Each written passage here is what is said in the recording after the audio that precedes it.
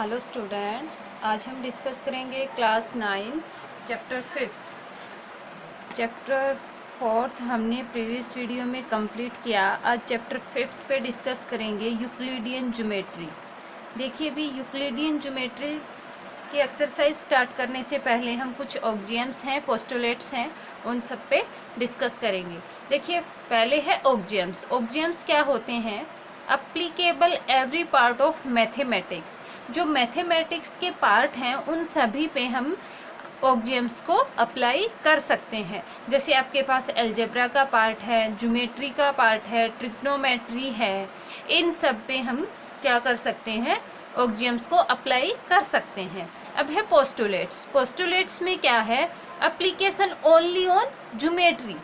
Only इसको हम किस पे अप्लाई कर सकते हैं? ज्योमेट्री पे। इसको हम जैसे अलजेब्रा हो गया, ट्रिग्नोमेट्री है, ये हम 10th में स्टडी करेंगे।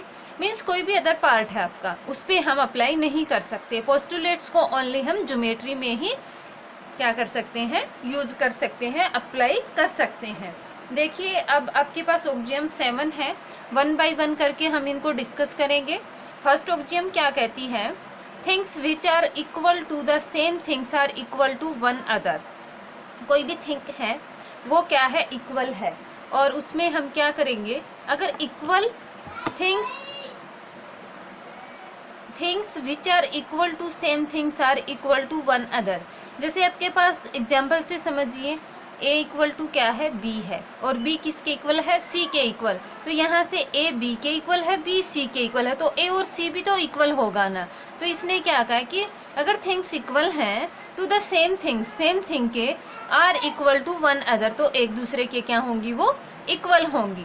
ऐसे ही इसने क्या कहा? If equal are added to equal. अगर दो थिंग्स आपके पास इक्वल हैं, जैसे 2 इक्वल टू 2 है, और इसमें हम कुछ ऐड कर देते हैं दोनों तरफ, द होल आर इक्वल, तो कम्प्लीटली क्या होगा? वो इक्वल होगा होल। जैसे a इक्वल टू बी है, अगर मैंने दोनों तरफ इसमें ऐड कर दिया c प्लस a और इधर भी b प्लस c, तो दोनों साइड क्या आएंगी? इक्वल आएंगी। थर्ड क्या कहती है?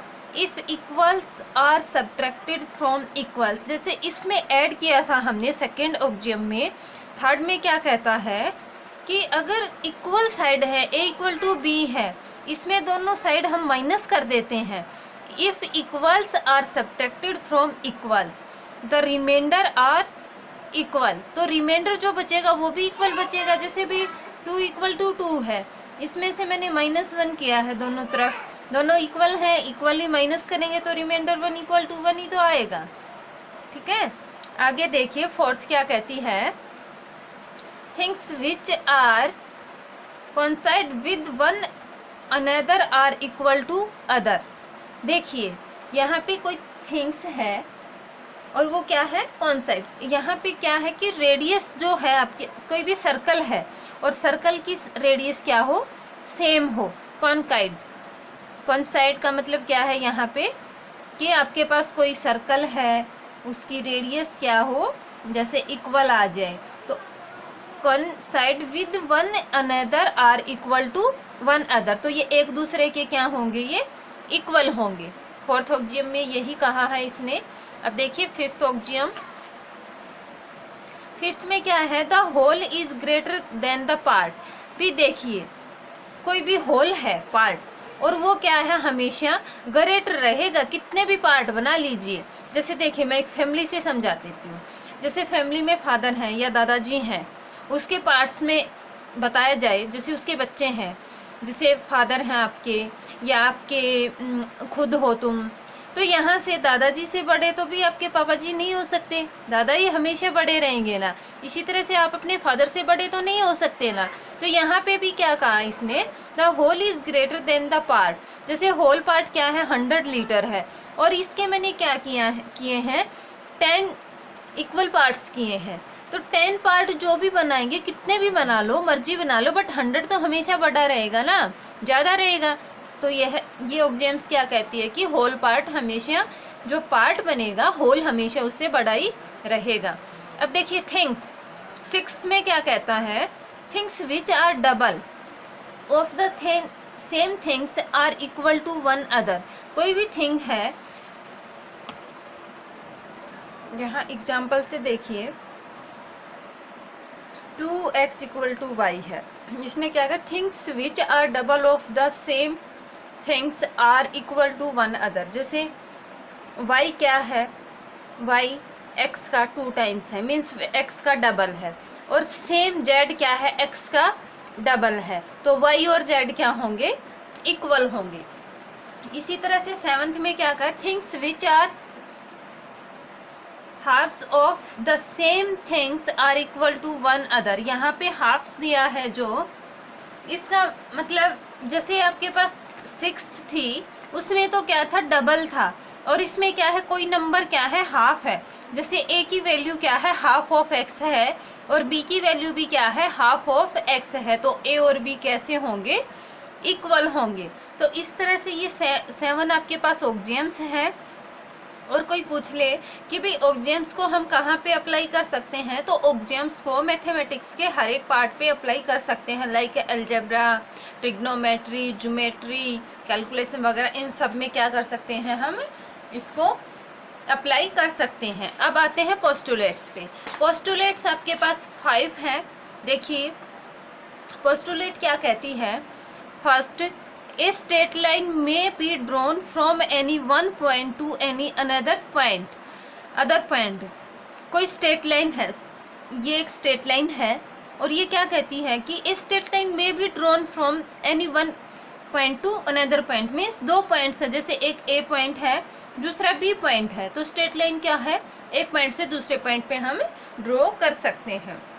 इसके बाद सेकेंड पोस्टुलेट क्या कहती है, a terminated line can be produced indefinitely.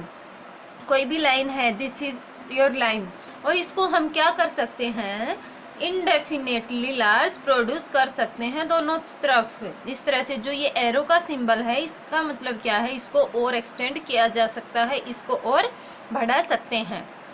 Third देखिए, थर्ड क्या कहता है, a circle can be drawn with any centre and any radius भी। ये आप सभी जानते हैं, सर्कल को क्या है, भी कोई भी रेडियस ले सकते हैं। ये आपके पास क्या है, सेंटर है, फिक्स्ड पॉइंट से जो फिक्स्ड डिस्टेंस, सपोज ये आपके पास क्या है, रेडियस है, तो ये रेडियस लेके भी हम सर्कल ड्रॉ कर सकते हैं।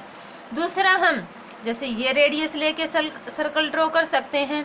तो सर्कल ड्रॉ करते हैं तो any centre and any radius, कोई भी सेंटर और कोई भी सर्कल रेडियस ले सकते हैं।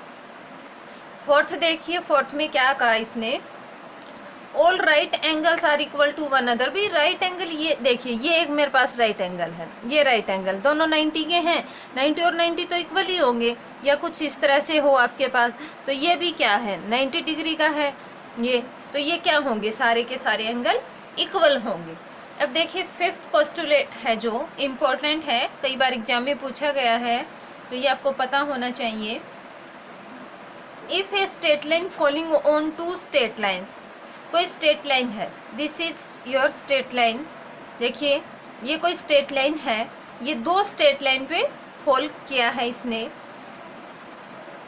2 straight line makes the interior angle on the same sides. अब इंटीरियर एंगल देखिए भी, ये इसका इंटीरियर एंगल है, इंटीरियर एंगल है, ठीक है इसका।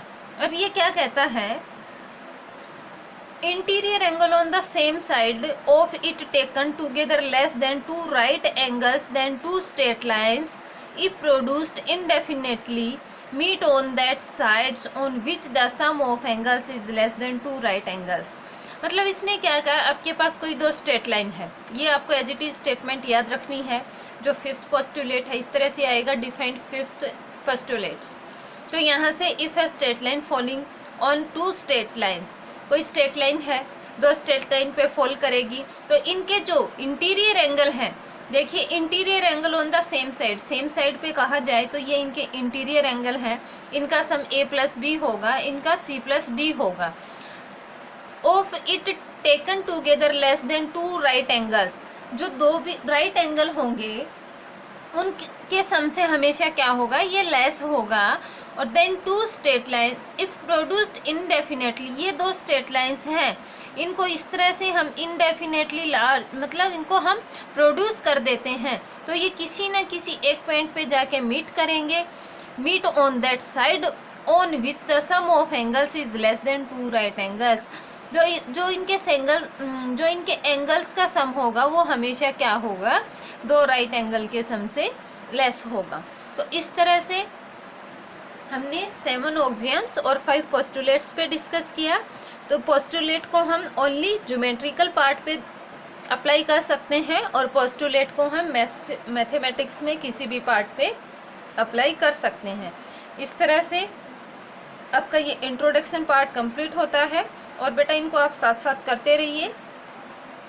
5th चैप्टर आपका स्टार्ट हो चुका है, 4th चैप्टर मैंने प्रीवियस वीडियो में कंप्लीट करा दिया है।